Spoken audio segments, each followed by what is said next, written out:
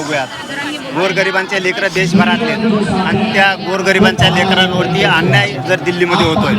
दिल्ली ही आमच्या देशाची राजधानी आहे. आम्हाला जर देशात कुठं न्याय नाही मिळाला तर आपण राजधानीत येतो न्याय मागण्यासाठी.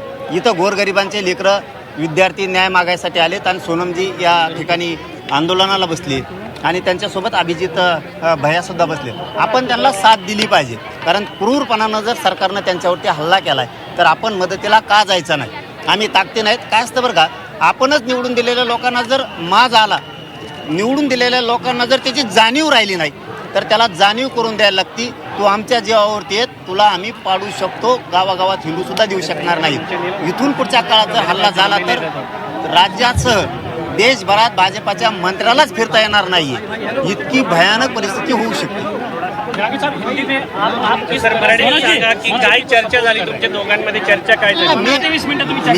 मी आंदोलनाच्या संदर्भात सगळं जाणून घेतलं. सोनमजींची काळजी घ्या म्हणूनही सांगितलं.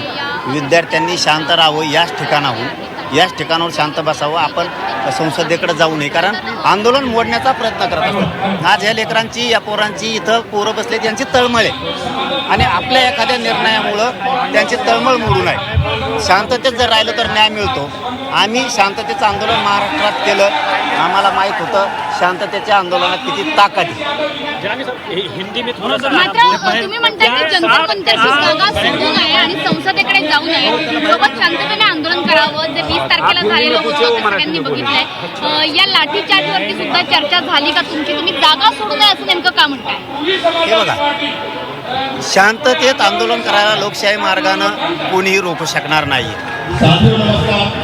इथून जर जागा सोडली तर हे सरकार हल्ला करतंय आणि पुन्हा मोडून काढतंय. जंतर मंतरची जागा ही आंदोलनासाठी. या ठिकाणी आपल्याला शांततेत आंदोलन करायला कोणीही रोखू शकत नाही. जर शांततेत आंदोलन करायचा रोखायचा प्रयत्न केला तर यांना आपल्या गावात येता येणार नाही, यांना आपल्या जिल्ह्यात, तालुक्यात येता येणार नाही. यामुळं त्यांना सांगितलं की शांततेत इथंच बसून करा. इशारा पण दिलाय की महाराष्ट्रात भाजपच्या नेत्यांना तुम्ही फिरू देणार नाही तर पुन्हा इथल्या विद्यार्थ्यांवरती लाठीचार्ज झाला किंवा इथल्या विद्यार्थ्यांवरती हल्ला झाला. काय झालं? महाराष्ट्रात तुम्ही म्हणता इशारा दिलाय की भाजपच्या नेत्यांना तुम्ही फिरू देणार नाही तर इथे पुन्हा एकदा लाठीचार्ज झाला किंवा आंदोलकांवरती जर काही कारवाई झाली. हे बघा, एवढी ताकद नाही त्यांच्यात. यंदा त्यांनी हल्ला केला, आता देश उभा राहिला या आंदोलनाच्या पाठीशी. फक्त कोणाकडून राजकारण होऊ नये, आमच्याकडून पण नाही आणि आंदोलकांकडून पण नाही. राजकारण नाही झालं, आपण विद्यार्थी म्हणून लढाई जर उभा केली तर लोक पक्ष सोडून देतील आणि या विद्यार्थ्याच्या पाठीशी उभा राहतील. चलो, धन्यवाद. तुम्ही ते व्हिडिओ बघितले सगळे. आंतरवालीमध्ये जे झाल्याच्या नंतर महाराष्ट्र पेटला होता. आंतरवालीमध्ये झाल्याच्या नंतर महाराष्ट्रामध्ये काही घटना, आंतरवालीमध्ये ज्यावेळेस लाठीचार्ज झालेला होता त्यानंतरच्या सगळ्या घटना तुम्ही बघितल्या होत्या. त्याच परिस्थितीच्या घटना इथे तसंच काहीतरी इथं घडलं असं वाटतंय. काय झालंय, सरकारला निवडून दिलं आपण गोरगरिबांनी आणि त्याच गोरगरिबांच्या लेकरांचे मुर्दे पाडायचं काम सरकार करायला लागलं. त्यावेळेस जनतेनं सावध व्हायचं असतं. भाजप म्हणून चालत नाही, महायुती म्हणून चालत नाही. तुम्ही मतदान बीजेपीला करणार, महायुतीला करणार, परंतु तुमच्याच लेकरा बाळाचं वाटलं होतंय. भाजपमधल्या लोकांनी सुद्धा समजून घेतलं पाहिजे. पक्ष जास्त मोठा मानायचा का स्वतःचं लेकरं मोठे मानायचे, हे भाजपचं सुद्धा मतदान केलेल्या लोकांनी ओळखलं पाहिजे. सत्तेच्या वेळेस, राजकारणाच्या वेळेस तुम्ही अवश्य त्यांच्या बाजूने राहावा, पण ज्या दिवशी तुमच्या लेकरावरती हे सरकार हल्ला करतंय त्यावेळेस पक्ष बघू नका तर लेकरं बघा. हे खूप महत्त्वाचं आहे देशासाठी. राजीनामा नाही झाला तर तुम्ही दिल्लीच्या जंतर मंतरवरती याल इथं बसण्यासाठी. त्यांचं निवेदन, आमची आंदोलनाची पद्धत वेगळी, त्यांची वेगळी. हे सांगतील त्या पद्धतीनं आंदोलन करावं लागत असतं. ते ज्या वेळेस हाक देतील त्यावेळेस आम्ही येऊ असं त्यांना आम्ही शब्द दिला.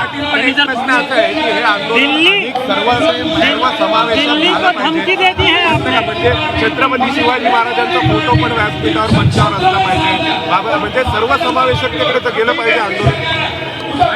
मी या आंदोलनाकडं विद्यार्थी म्हणून आलो. ज्याची त्याची भूमिका असते, आपण कोणाला भूमिका सांगू नये, हे करा. स्वाभिमानी आहे, कट्टर आहे. मी माझ्या पद्धतीनं बाहेरून फोटो लावणं न लावणं हा ज्याचा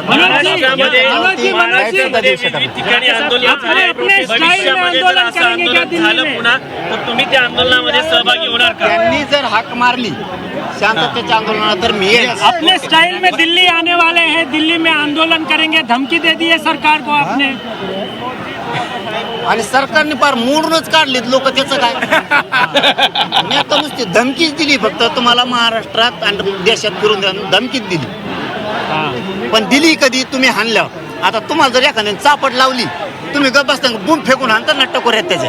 आमचे लेकरं गोरगरिबाच्या खेड्यातून आलेत आणि तुम्ही इथं, दिल्ली आमची राजधानी आहे, दिल्ली म्हणजे प्राण आहे त्या देशाचा.